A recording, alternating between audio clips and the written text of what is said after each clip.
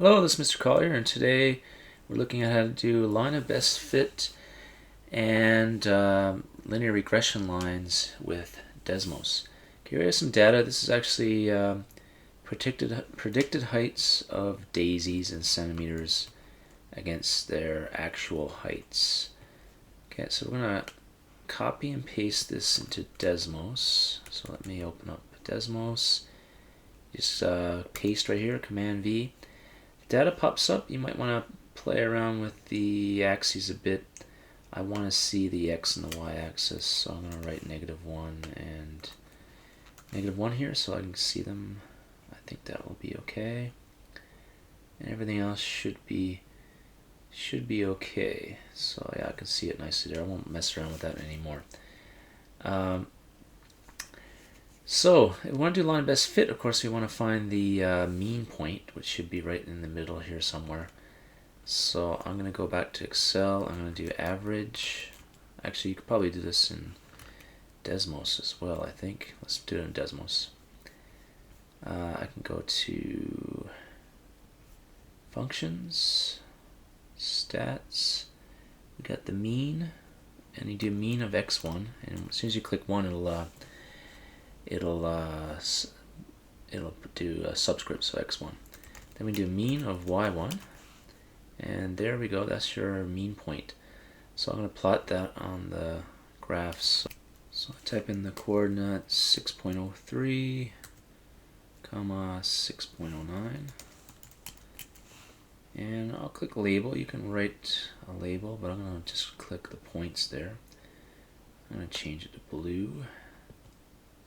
Okay, so there's your mean point, and then you pick another point for a line to go through it.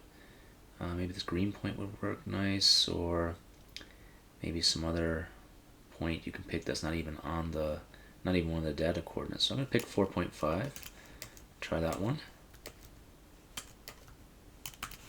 Okay, it looks okay. Now you might want to try it up a little higher or something like that. But I'm going to try it with 4.5. So if I want to draw a line through here, I need the slope. Okay, so you use the slope formula for that. And here, just write down the points. You have to show your calculations for this. So use the slope formula. The slope is 1.04. Then I use point slope form, substitute in a point and slope, and solve and write it in y equals mx plus b form. Okay, so slope is 1.04, and the y-intercept is negative 0.181. So let's try to graph that. Y equals 1.04, x plus or minus 0.181. So it looks not bad. It looks like slope is a bit too much, so maybe I should have gone to this green point here or picked a point up higher. Okay, so it's not quite perfect, so maybe I want to try with another point like 4.7 might have been a bit better. Okay, so you might have to try more than once to get a nice fit. Okay, so it's not too bad. It's about half the points are above the line, half the points are below the line, and it follows the trend of the points. So I think it's a pretty good line of best fit for making predictions, right? I'm going to change this scale again for -1 to -1. So it looks a bit better if I wanted to make a screenshot. So you can also label the axes and give it a title and stuff like that in Desmos as well. Okay, let me show that. So if I want a title, maybe I want a title to come up here, which is 5.9. Let's see, 5.9. There's a point there, so I can label it Daisy. And on the bottom we've got, on the x values, we have predicted heights. So predicted heights versus actual heights.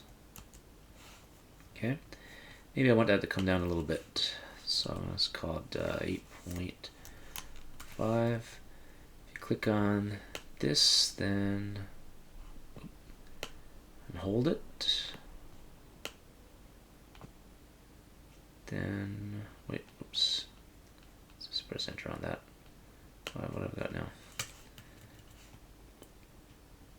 just click on it once, and okay, now the dot's gone. Then you got a title.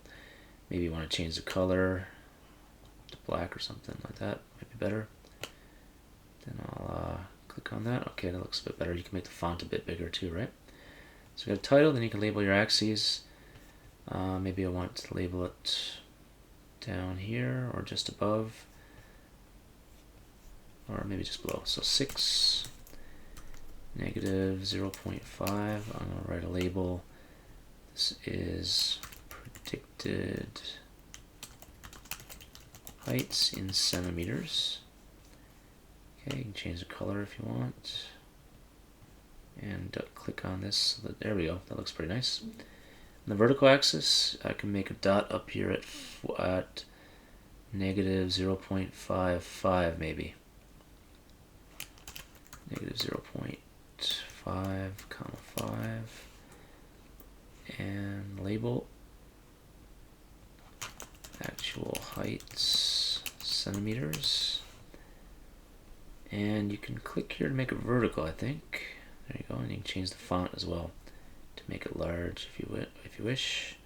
Click on this one. Maybe I'll make the other ones large as well.